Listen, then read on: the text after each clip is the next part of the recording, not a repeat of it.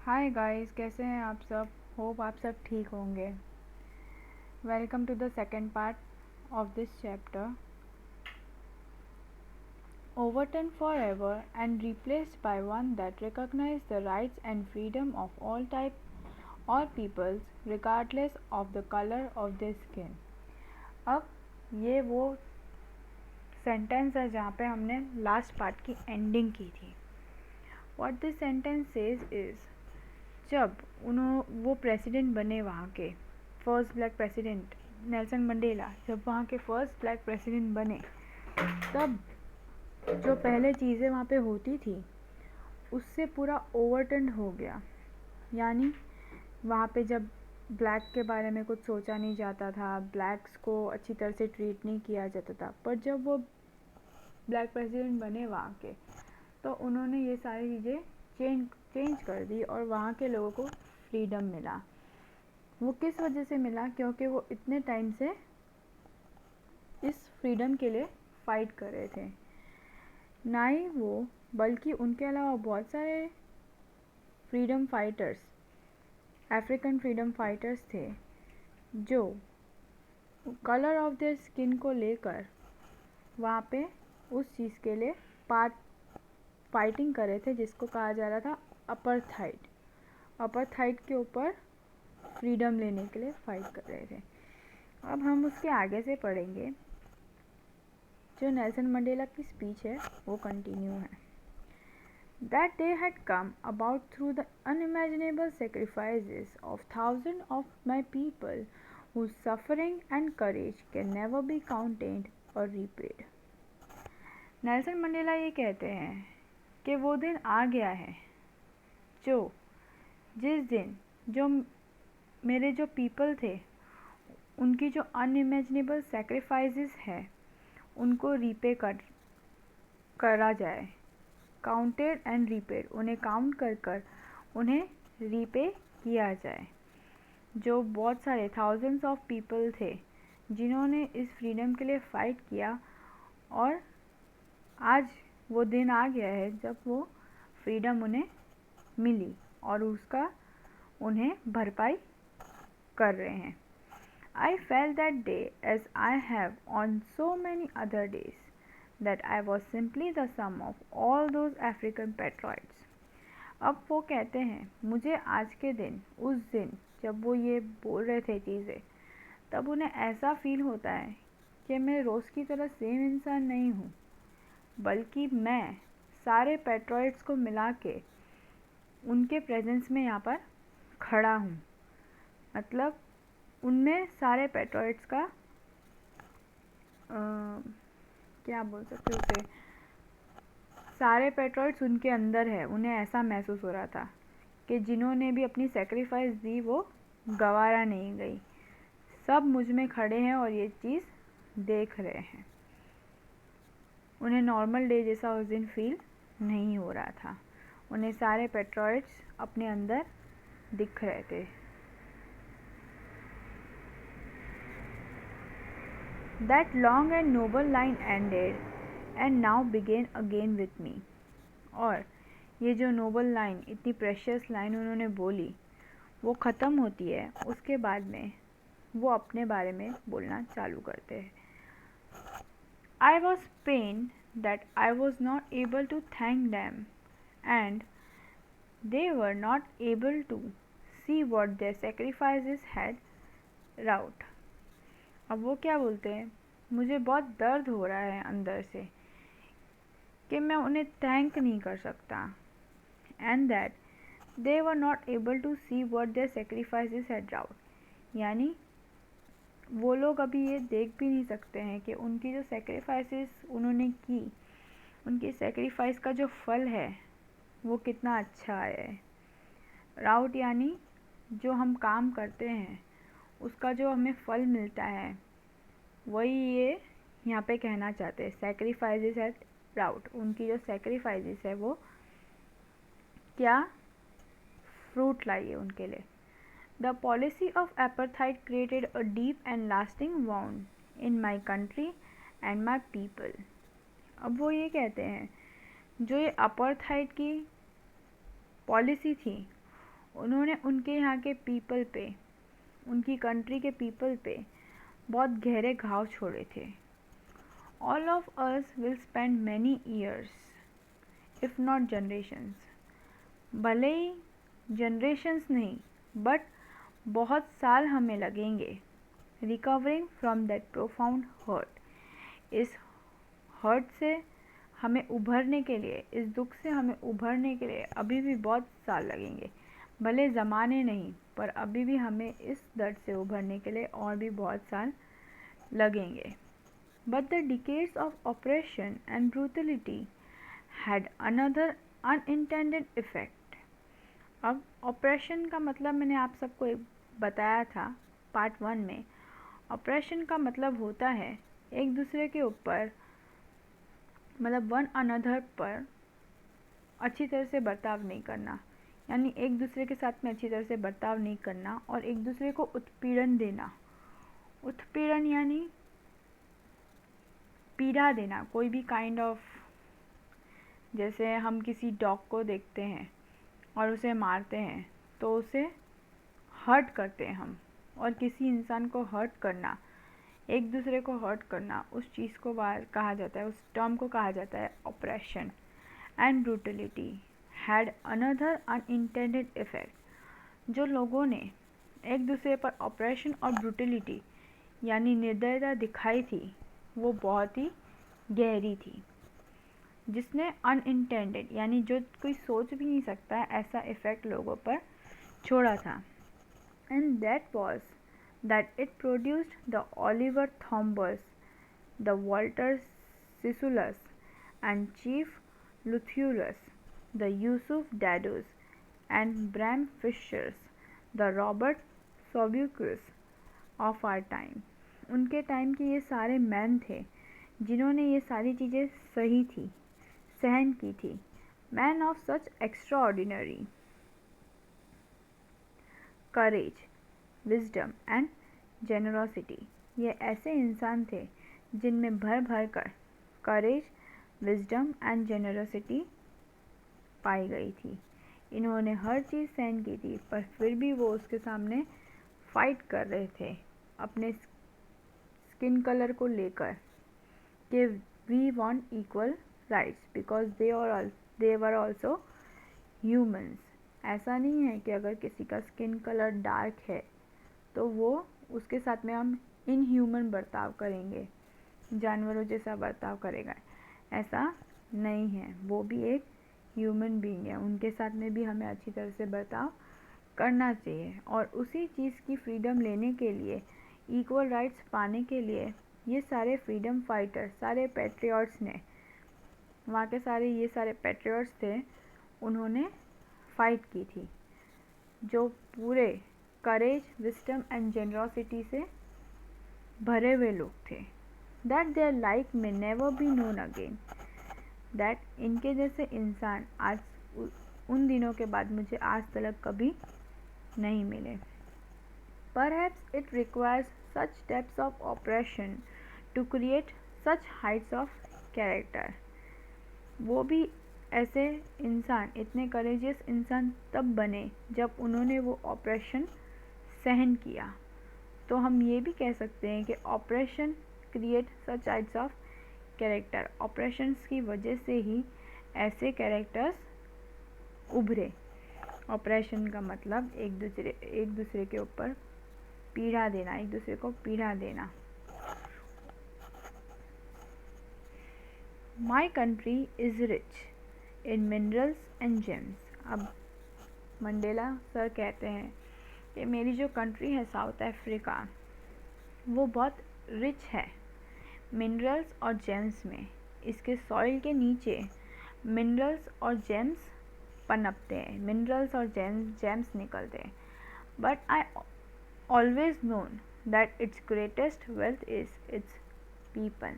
पर ये कहते हैं ये सारे जो जेम्स हैं इनसे भी ज़्यादा कीमती है यहाँ के लोग, finer and truer than the purest diamonds. जो प्योरेस्ट डायमंड्स होते हैं उससे भी ज़्यादा फाइनर और ट्रूअर लोग हैं मेरे लैंड के, साउथ अफ्रीका के। जो कोई डायमंड देकर भी नहीं खरीद सकता, इतने अच्छे लोग हैं। और यही मेरी जगह की वेल्थ है, मेरे साउथ अफ्रीका के लैंड की सबसे ग्रेटेस्ट वेल्थ है मेरे साउथ अफ्रीका के people. It is from this comrades in the struggle that I learn the meaning of करेज। अब आप सब ने डियर कॉमरेड मूवी तो देखी ही होगी। तो कॉमरेड का मीनिंग होता है कंपेनियन, साथी। It is from this comrades, वो कहते हैं मेरे इन साथियों की वजह से ही, in the struggle that I learn the meaning of courage, इस स्ट्रगल के अंदर मैंने करेज का मतलब जाना है। मेरे साथियों की वजह से ही इस स्ट्रगल के अंदर मैंने करेज का मतलब जाना है, ऐसा वो कहते हैं। Time and again I have scene men and women risk and give their lives for an idea। अब वो कहते हैं कि मेरे जो कंपेनियंस थे, उनके जो कंपेनियंस थे उनके बारे में वो बताते हैं। हर टाइम और बार बार ऐसा होता ही रहा कि उनके जो कंपेनियंस थे, मैन एंड वुमेन, वो रिस्क लेते थे, आइडियाज़ लाते थे, और उनके इन आइडियाज़ की वजह से उन्हें जान भी देनी पड़ती थी, पर फिर भी वो पीछे नहीं हटते थे। I have seen men stand up to attacks and torture without breaking. वो ऐसा कहते हैं, मैंने ऐसे आदमियों को भी देखा जो खड़े रहे, भले कितना भी अटैक उन्हें सहन करना पड़े, भले कितना भी टॉर्चर उन्हें सहन करना पड़े, बिना उस टॉर्चर और उस अटैक से टूटे वो वहाँ पे डट के खड़े रहे। Showing a strength and resilience that defies the imagination. अब वो ऐसे कहते हैं जो हम सोच भी नहीं सकते, वो लोग इतना स्ट्रेंथ दिखा के, इतनी एबिलिटी दिखा रहे थे, हर एक हार्डशिप के सामने खड़े रह रहे थे, और अपनी स्ट्रेंथ दिखाकर वो हर एक चुनौती के सामने खड़े रहकर करेज दिखा रहे थे। I learn that courage was not the absence of fear. तब मैंने ये जाना कि करेज का मतलब ये नहीं होता है कि आप में कोई भी फियर नहीं है, but Triumph over it. Triumph यानी जीत, बट फियर के ऊपर आप जीत पाए हो, उसका मतलब होता है करेज। करेज का मतलब ये नहीं होता कि आप में कोई फियर ही नहीं है। करेज का मतलब ये होता है कि आप अपने फियर से भी लड़ जाओ। The brave man is not he who does not feel afraid. एक ब्रेव मैन वो नहीं होता है जिसे डर नहीं लगता, but he who conquers the fear. But वो होता है जो अपने फियर के ऊपर जीत हासिल करता है। इसका मतलब ये है, if you are afraid of anything, go and fight with your fear. जैसे अगर आपको अंधेरे से डर लगता हो तो अकेले अंधेरे में जाइए और अपने फियर को कॉन्कर करिए, क्योंकि असली ब्रेव मैन वो नहीं होता जिसे डर नहीं लगता। असली ब्रेव मैन वो होता है जो अपने फियर को कॉन्कर करता है, अपने फियर के ऊपर जीत हासिल करता है। और असली करेज वो नहीं होता जिसे कोई डर नहीं होता। बाकी असली करेज वो होता है जो अपने फियर के ऊपर जीत हासिल करे। No one is born hating another person because of the color of his skin or his background or his religion। कोई भी जब पैदा होता है तो हेटिंग करते हुए पैदा नहीं होता। जब एक बेबी पैदा होता है तब उसे हेट का मतलब नहीं मालूम होता है।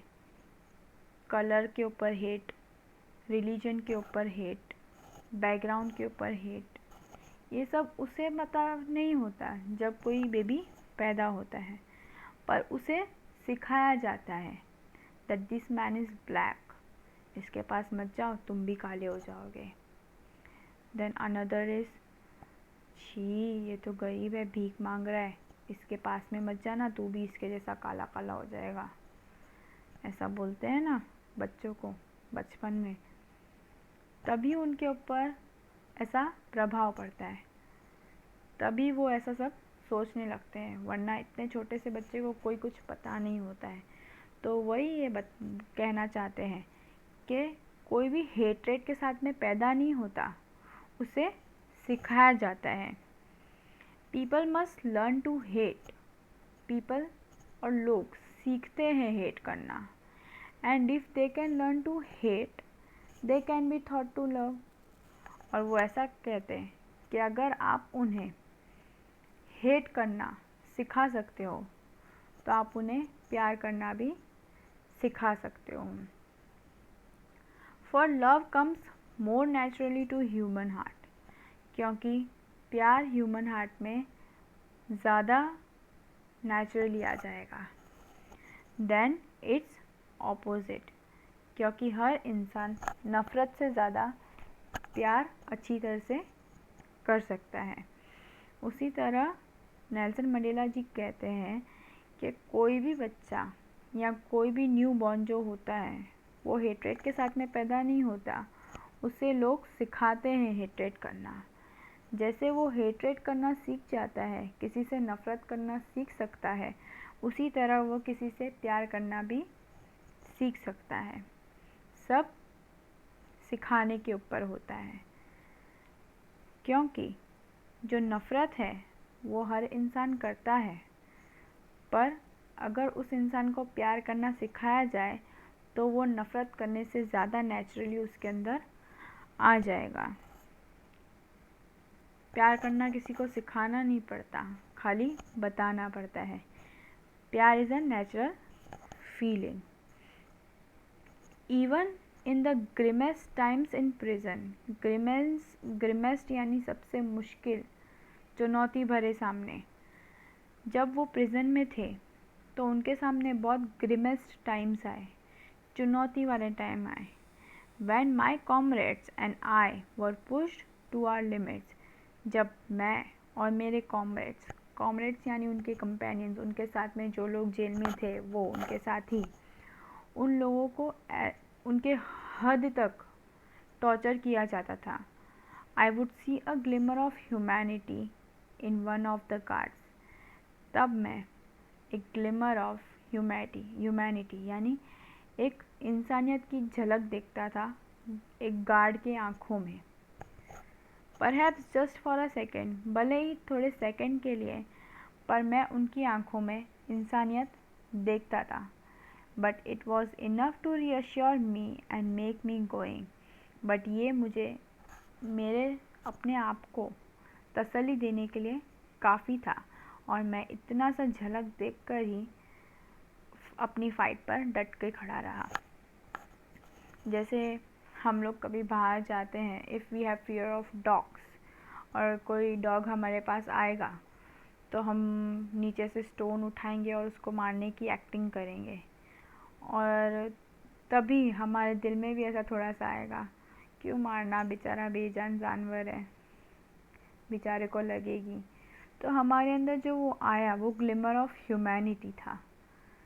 तो वैसे ही जब उनको वो लोग मारते थे गार्ड्स और उनको टॉर्चर करते थे, तब नेल्सन मंडेला को एक गार्ड की आंखों में ग्लिमर ऑफ ह्यूमैनिटी दिखता था, और तब वो उनके लिए इतना ही काफ़ी था कि भले ही मैं ब्लैक हूँ, मुझे वो इतना मार रहे, तो भी उनके अंदर इंसानियत तो आ रही है। कभी ना कभी ये इंसानियत मुझे हर इंसान के अंदर देखने मिलेगी, भले ही थोड़े सेकंड के लिए देखने मिल रही है, पर इनमें इंसानियत है। कभी ना कभी ये पिघलेंगे। बस उन्हें जो करना था, उन्हें अपनी फ़ाइट में डटे रहना था अपने फ्रीडम को हासिल करने के लिए। Man's goodness is a flame that can be hidden but never extinguished. एक इंसान की जो अच्छाई है, गुडनेस, वो एक ऐसी फ्लेम है जिसे छुपाया तो जा सकता है पर कभी बुझाया नहीं जा सकता। एक इंसान की जो गुडनेस यानी अच्छाई होती है, उसे वो छुपा कर तो रख सकता है, पर उसे वो कभी ख़त्म नहीं कर सकता, क्योंकि हर इंसान के अंदर अच्छाई होती है। इन लाइफ, किसी की लाइफ में, हर इंसान की लाइफ में every man has twin obligation, हर इंसान के दो पहलू होते हैं, दो ऑब्लिगेशन होते हैं, दो टाइप की थिंकिंग होती है। यानी आप अगर किसी टॉपिक को ले रहे हो, समझो अगर आपने ऐसा ले लिया कि जैसे आप अभी 10th में हो, तो उसके बाद में आपको फर्दर क्या लेना है, कॉमर्स लेना है, साइंस लेना है, and if you choose science तो आप उसकी नेगेटिव साइड भी देखोगे, उसके पॉजिटिव साइड्स भी देखोगे। And if you choose commerce that time also आप उसके नेगेटिव साइड्स भी देखोगे और पॉजिटिव साइड्स भी देखोगे। ऐसे ही हर इंसान जो भी चीज़ सोचता है उसके दोनों टाइप्स देखता है, टू ऑब्लिगेशंस करता है। Obligations to his family, to his parents, to his wife and children. अब obligations, जब आप किसी चीज़ के लिए ऑब्लिगेट होते हो, अब आपने साइंस ले लिया, उसके बारे में 2 टाइप के ऑब्लिगेशंस दिए कि साइंस लेने के बाद में ऐसा ऐसा कर सकते हैं, आगे और बढ़ सकते हैं, इतना इतना कर सकते हैं। अब आप उसकी नेगेटिव साइड्स भी देखने लगोगे। वैसे ही इनके साथ में भी होता था, इन्हें अपनी पार्टी के लिए भी रूल करना था और साथ ही साथ में इन्हें अपनी फैमिली के साथ में भी टाइम बिताना होता था। उन्हें अपनी पार्टी अफ्रीकन नेशनल कांग्रेस को छोड़कर अपनी फैमिली, अपने पेरेंट्स, अपनी वाइफ, अपने चिल्ड्रन के बारे में भी सोचना पसंद था, वो सोचते थे उनके बारे में। And he as an obligation to his people, और उनके पास ऑब्लिगेशन था अपने पीपल के लिए भी, अपनी कम्युनिटी के लिए, कंट्री के लिए, in a civil and human, और सिविलियंस के लिए और ह्यूमन के लिए। अब society, each man is able to fulfil those obligations, हर इंसान उन ऑब्लिगेशंस को फुलफिल करने के लिए सक्षम है, यानी दोनों जगह वो खरा उतर सकता है।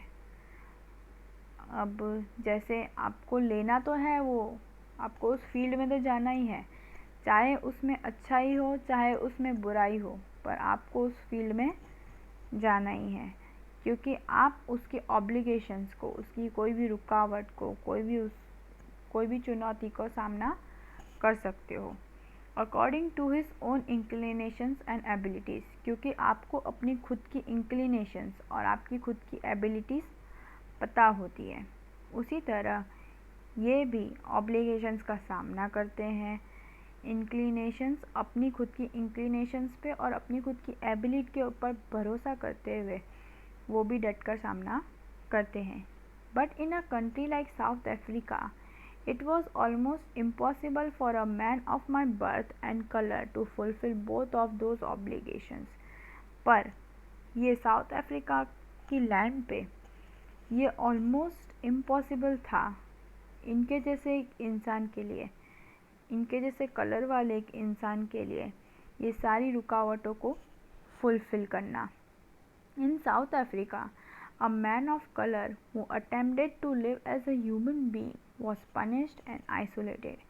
क्योंकि ये कहते हैं इनके जैसे साउथ अफ्रीका में इनके जैसे कलर के लोग या इनके जैसे लोग अगर एक इंसानों की तरह ज़िंदगी बिताना चाहे तो उन्हें पनिश किया जाता था और आइसोलेट कर रख दिया जाता था। आइसोलेटेड का मतलब तो अभी आप सब जान चुके होंगे कोरोना के बाद में, यानी उन्हें पनिश किया जाता था और उन्हें एक रूम में लॉक कर रख दिया जाता था। In South Africa, a man who tried to fulfil his duty to his people was inevitable. और साउथ अफ्रीका में अगर एक इंसान अपनी ड्यूटी फुलफिल करना चाहे अपने कंट्री के पीपल के लिए, वो भी नहीं कर सकता था because of his or her skin colour.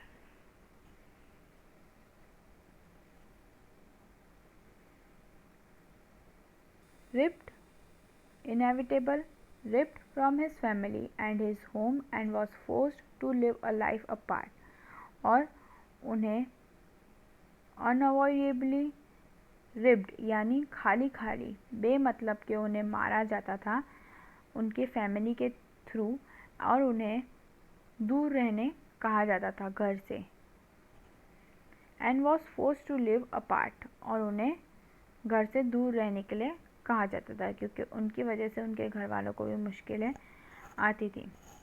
A twilight existence of secrecy and rebellion. I did not in the beginning choose to place my people above my family, but in attempting to serve my people, I found that I was prevented from fulfilling my obligations as a son, a brother, a father, and a husband. अब वो कहते हैं, starting में जब मैंने शुरुआत की to choose to place my people above my family, जब मैंने ये चूज़ किया कि मैं अपने कंट्री के पीपल को उनकी सेवा के लिए उन्हें अपनी फैमिली से भी आगे रखूँगा, but in attempting to serve my people, अपनी फैमिली को मैं अपने आप से दूर भले ही कर दूँगा पर मैं अपने कंट्री के पीपल को सर्व करूँगा. I found that I prevented from fulfilling my obligations as a son. तब उन्हें ये महसूस होता है कि मैं अपनी पीपल के लिए जो सर्व कर रहा था उसमें मैं ये भूल ही गया, मैं दूर हो गया अपनी फैमिली से, अपने सन होने के बारे में, एक भाई होना, एक फादर होना, एक हस्बैंड होना, मैं ये सब भूल गया अपने पीपल को सर्व करते करते. I was not born with a hunger to be free. अब ये क्या कहते हैं, मैं जब पैदा हुआ था तभी से मैं ये भूख से पैदा नहीं हुआ था कि मुझे फ्री होना है. आई वॉज बॉर्न फ्री, जब मैं पैदा हुआ था तब मैं फ्री था. Free in every way, her type में, दैट आई कुड नो, जो मैं समझ सकता था उस हर टाइप में मैं फ्री था. फ्री टू रन, क्योंकि एक बच्चा क्या करेगा, इधर से उधर भागेगा, ज़्यादा से ज़्यादा स्विमिंग करेगा, खाना खाएगा, थोड़ी पढ़ाई करेगा और सो जाएगा. उसी तरीके से इन्हें तभी कोई रेस्ट्रिक्शंस पता नहीं चलते थे, उन्हें हर चीज़ में फ्री महसूस होता था. Free in every way that I could know, जो जहाँ तक वो सीमित थी उनकी सोच, वहाँ तक की उनकी सारी चीज़ें उनके लिए, उन्हें ऐसा लगता था वो फ्री बर्ड है. Free to run in the fields near my mother's hut, वो बोलते हैं मैं फ्री था मेरी मदर के हट के बाजू में जो फील्ड्स थी वहाँ पे भागने के लिए. Free to swim in the clear stream that run through my village, मेरे विलेज के पास से जो एक साफ़ सुथरी नदी बहती थी वहाँ पर स्विम करने के लिए. Free to roast missiles under the star and ride the boat bags of slow moving bulls, slow moving bulls के ऊपर बैठकर चराना, फिर तारों के नीचे लेटकर उनके वहाँ पे अपने नहीं छोटे बच्चे, और अभी भी हम लोग तो कभी कभी करते हैं, अगर कोई टेरेस पे सोता होगा तो उन्हें पता होगा स्टार्स को जोड़ जोड़ कर शेप्स बनाना, उन्हें बोलते हैं making missiles under the stars and ride the broad backs of slow moving bull, और स्लो मूविंग बुल्स के ऊपर बैठ के चराना, ये सब ये इनके लिए अच्छा ये करते थे और इन्हें इन सब में फ्रीडम मिलती थी, इसलिए वो ऐसा महसूस करते थे कि वो फ्री है. As long as I obeyed my father and abide by custom of my tribe, जब तक मुझे मेरे फादर ने ये समझाना चालू नहीं किया कि हमारा कस्टम क्या है, हमारा ट्राइब क्या है, हमें किस तरीके से रहना चाहिए, हमें बाहर वालों से ज़्यादा बात नहीं करना चाहिए, जो वाइट है उनसे हमें दूर रहना चाहिए, उनके सामने ज़्यादा जाना नहीं चाहिए, अगर वो कुछ कहें तो हमें वो सब मानना चाहिए, वो सब जब तक इन्हें पता नहीं चला वहाँ तक इन्हें फ्रीडम महसूस होती थी. I was not troubled by the laws of man और गॉड, जब उन्हें फ्रीडम थी, जब वो ऐसा सोचते थे वो फ्री है, तब उन्हें ना किसी इंसान की लॉ की पड़ी थी ना किसी भगवान की लॉ की पड़ी थी, बस उन्हें ये पता था कि वो एक फ्री बर्ड है, वो फ्री थे. जब तक उन्हें सारे रेस्ट्रिक्शंस मालूम नहीं पड़े थे। It was only when I began to learn that my boyhood freedom was an illusion. ये बहुत ही जल्दी हुआ मेरे साथ जब मुझे ये पता चला कि मेरा जो बॉयहुड का इल्यूजन था, जो मुझे लग रहा था कि ये असली है पर नहीं था। When I discovered as a young man that my freedom had already been taken from me, जब मुझे ये महसूस होने लगा कि मेरी फ्रीडम मुझसे छीन ली गई है, that I began to hunger for it, और उसके बाद में मुझे अपनी फ्रीडम गेन करने की भूख लगने लगी। अगर हमको फ्रीडम नहीं मिलती है, हमें बंद कर घर में रखा जाता है, या कभी ऐसे मम्मी बोलती है क्या खेलने जाओगे, अभी इतने बड़े हो गए, क्या खेलना, फिर फ्रेंड्स आए बुलाने, नहीं जाना है आज बाहर, घर में काम है, कुछ काम पड़ा है वो करो, तो हमें ऐसा लगता है कि हमसे हमारी फ्रीडम छीनी जा रही है। तो वैसे ही तो अगर ऐसा हमारी मम्मी हमसे हमारे साथ करती है तो हमको ऐसे बुरा लगता है और हम उसका उल्टा ही करते हैं। मम्मी बोली कि नहीं जाना है तो हम चले जाएंगे। तो वैसे ही इनको लगता है कि मेरी फ्रीडम मुझसे छीनी जा रही है, तो उन्हें उस फ्रीडम को गेन करने की भूख होती है। At first as a student, सबसे पहले उन्हें एज अ स्टूडेंट होने की फ्रीडम छीन ली जाती है। I wanted freedom only for my self, ये कहते हैं मैं सिर्फ खुद के लिए फ्रीडम मांग रहा था। The transitory freedom of being able to stay out at night, इतनी छोटी सी फ्रीडम थी, जो थी ये कि मुझे रात के समय बाहर रहने दो, क्योंकि मैं एक लड़का हूँ, मुझे अपने दोस्तों के साथ घूमने दो। Read what I please and go where I choose, और जो मैं चाहूँ वो मैं करूँ, जहाँ मैं चाहूँ वहाँ मैं जाऊँ, क्योंकि मैं एक बॉय था। Later as a young man in Johannesburg, I yearned from the basic and honorable freedoms of achieving my potential, of earning my keep, of marrying and having a family. The freedom not to be obstructed in a lawful life. एक ऐसी freedom मुझे चाहिए थी जो इस lawful life में मेरे लिए पॉसिबल नहीं थी। ऐसी फ्रीडम कि मैं जहाँ चाहूँ वहाँ जाऊँ, जिससे चाहूँ उससे मैरी करूँ, मैं जो पोटेंशियल, मुझे जो चीज़ जहाँ पर काम करना है, जितनी अर्निंग्स करनी है, मैं वो कर सकूँ, बट वो मेरे लिए पॉसिबल नहीं था इस ऑब्स्ट्रक्टेड एंड लॉफुल लाइफ में, यानी सारी लॉस से भरी हुई लाइफ। आपका स्किन टोन डार्क है, आप यहाँ नहीं जा सकते, आप वो नहीं कर सकते, आप इससे शादी नहीं कर सकते, आप उधर नहीं रह सकते, आपको सिर्फ इसी एरिया में रहना है, आपको इधर ही घूमना है, ये जॉब आप नहीं कर सकते because you are dark skin tone. और ये कहते हैं मुझे वो सब करने के लिए फ्रीडम चाहिए थी जो मैं इस लॉफुल लाइफ में नहीं ले सकता था कभी। But then I slowly saw that not only was I not free, but my brothers and sisters were not free. फिर धीरे धीरे जब मैं देखने लगा तो मुझे पता चला ये जो रेस्ट्रिक्शंस है वो सिर्फ मेरे लिए नहीं था, सिर्फ मैं ही नहीं था जो फ्री नहीं था, मेरे अलावा मेरे जैसे लोग, मेरे ब्रदर्स एंड सिस्टर्स, वो लोग भी ऐसे थे जो फ्री महसूस नहीं कर रहे थे। I saw that it was not just my freedom that was curtailed, but the freedom of everyone who looked like I did.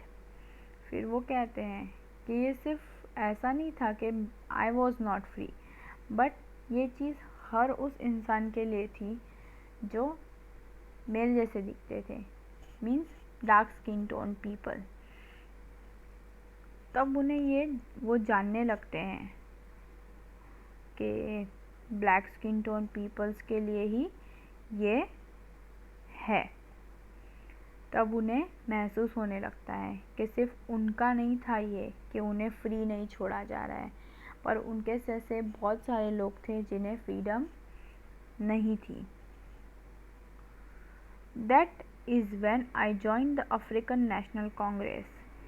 यही वो स्टेप था जब मैंने लिया अफ्रीकन नेशनल कांग्रेस को ज्वाइन करने का।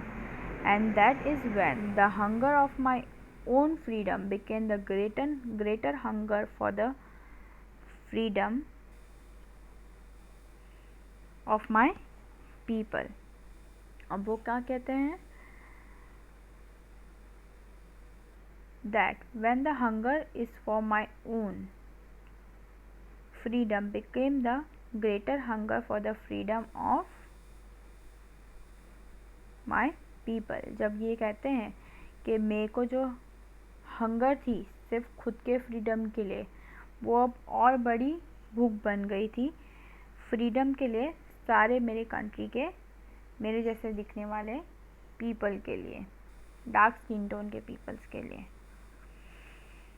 It was this desire for the freedom of my people to live their lives with dignity and self-respect that animated my life, that transformed a frightened young man into a bold one. अब ये सिर्फ यही desire था, इच्छा, एक यही इच्छा थी कि हमें फ्रीडम मिले, मेरे पीपल को, मेरे जैसे दिखने वाले पीपल को ये फ्रीडम मिले. इनकी विश थी to live their lives with dignity, कि ये भी अपनी ज़िंदगी एक डिग्निटी के साथ में गुजार सके, सेल्फ रिस्पेक्ट के साथ में गुजार सके, कि जैसे वाइट्स को रिस्पेक्ट मिलती है उसी तरह इन्हें भी रिस्पेक्ट मिला करे. दैट एनिमेटेड माई लाइफ, इन्हीं सब चीज़ों के चलते इनकी लाइफ में एक ऐसा प्रभाव पड़ा that transformed a frightened young man, जिसने एक डरे हुए यंग मैन को एक बोल्ड मैन में कन्वर्ट कर दिया, into a bold one. That drove a law abiding attorney to become a criminal, जिसने एक लॉ को मानने वाले इंसान को एक क्रिमिनल बना दिया. That turn a family loving husband into a man without home, जिसने एक फैमिली लविंग इंसान को एक ऐसा इंसान बना दिया जो बेघर हो. That forced a life loving man to live like a monk, जिसने एक लाइफ लविंग इंसान को एक ऐसा इंसान बना दिया जो मॉन्क को, मॉन्क यानी ऋषि मुनि, सन्यासी, ऐसा इंसान बना दिया. I am not no more virtuous or self sacrificing than the next man, but I found that I could not even enjoy the poor and limited freedoms. मैं no more virtuous और self sacrificing हूँ. मैं एक virtuous और self sacrificing इंसान नहीं हूँ दूसरे आदमियों की तरह. But I found that I could not even enjoy the poor and limited freedoms. But मैंने सिर्फ ये देखा कि मैं एक छोटी छोटी फ्रीडम्स भी इंजॉय नहीं कर सकता था. छोटी छोटी फ्रीडम्स ही मुझे नहीं दी जा रही थी. मतलब अगर मुझे कहीं अच्छे स्कूल में पढ़ना हो, इतनी छोटी सी फ्रीडम वो भी मुझे नहीं दी जा रही थी. मुझे कहीं बाहर घूमने जाना हो, मुझे रात को अगर दोस्तों के साथ में बाहर घूमना हो, बैठना हो, तो मुझे वो सब फ्रीडम नहीं थी. Because I was dark skin, ऐसे वो कहते हैं. I found that I could not even enjoy the poor limited freedom I was allowed when I knew my people were not free. Freedom is indivisible. The chains on any one of my people were the chains on all of them. अब वो ऐसा कहते हैं कि freedom limited नहीं होती है. I was allowed when I knew my people were not free. मुझे जब अलाउ किया गया, जब मुझे ये पता चला कि मेरे पीपल भी फ्री नहीं है. मैं यही सोचता था सिर्फ मैं ही फ्री नहीं हूँ, बट मेरे अलावा बहुत लोग थे जो फ्री नहीं थे. फ्रीडम एक इंडिविजिबल सोर्स है. The chains on any one of my people were the chains on all of them. मेरे कोई भी पीपल के ऊपर अगर कोई पाबंदी लगाई जा रही है तो वो सारे इंसान, मेरे सारे पीपल के ऊपर पाबंदी लगाई जा रही है. The chains on all of my people were the chains on me. और अगर मेरे सारे पीपल के ऊपर कोई पाबंदी लगाई जा रही है तो वो पाबंदी मुझ पर भी लगाई जा रही है. I knew that the oppressor must be liberated just as surely as the oppressed. Oppressor यानी पीड़ा देने वाला और ऑप्रेस्ड यानी पीड़ा सहन करने वाला, ऑप्रेसर यानी हर्ट करने वाला, और ऑप्रेस्ड यानी हर्ट होने वाला। ये ऐसा कहते हैं ऑप्रेसर भी तभी बनते हैं अगर कोई ऑप्रेस्ड होता है, हर्ट करने वाले इंसान भी तभी बनते हैं जब भी कोई हर्ट होता है। यानी अगर कोई आपको हर्ट करे और आप हर्ट हो जाओ तो ही सामने वाला इंसान हर्टर बनता है और आप हर्ट होते हो। बट अगर आप उसके सामने करेज के साथ में खड़े रहोगे, डटकर उसका सामना करोगे तो वो इंसान चुप हो जाएगा। A man who takes away another man's freedom is a prisoner of hatred. अभी ऐसा कहते हैं अगर आप किसी दूसरे इंसान की फ्रीडम को छीनता है तो वो हेट यानी नफ़रत के जेल के लायक है। He is locked behind the bars of prejudice and narrow mindedness. उसे तो लॉक कर देना चाहिए एक स्ट्रॉन्ग डिसलाइक के पीछे और नैरो माइंडेडनेस की जेल के पीछे। आई am not truly free if I am taking away someone else freedom. जब अगर मैं किसी और की फ्रीडम छीन लेता हूँ तो मैं खुद भी फ्री नहीं हूँ क्योंकि मैंने उसकी फ्रीडम छीनी है। The oppressed and the oppressors alike are robbed of their humanity. अभी ऐसा कहते हैं हर्ट करने वाला और हर्ट होने वाला दोनों एक समान है, क्योंकि भले ही आपको कोई हर्ट करे, आप क्यों हर्ट होते हो? If they say anything to you, are you that? ऐसा अगर आपको कोई हर्ट करे तो आपने हर्ट नहीं होना है, क्योंकि अगर आप हर्ट होते हो तो आप उसे एक मौका देते हो अपने आप को हर्ट करने का। तो वो ये कहते हैं कि जितना ही कसूरवार ऑप्रेसर होता है उतना ही कसूरवार ऑप्रेस्ड भी होता है। Alike and robbed of their humanity, और वो इंसानियत के चोर होते हैं। जो ऑप्रेसर और ऑप्रेस्ड है वो दोनों इंसानियत के चोर हैं।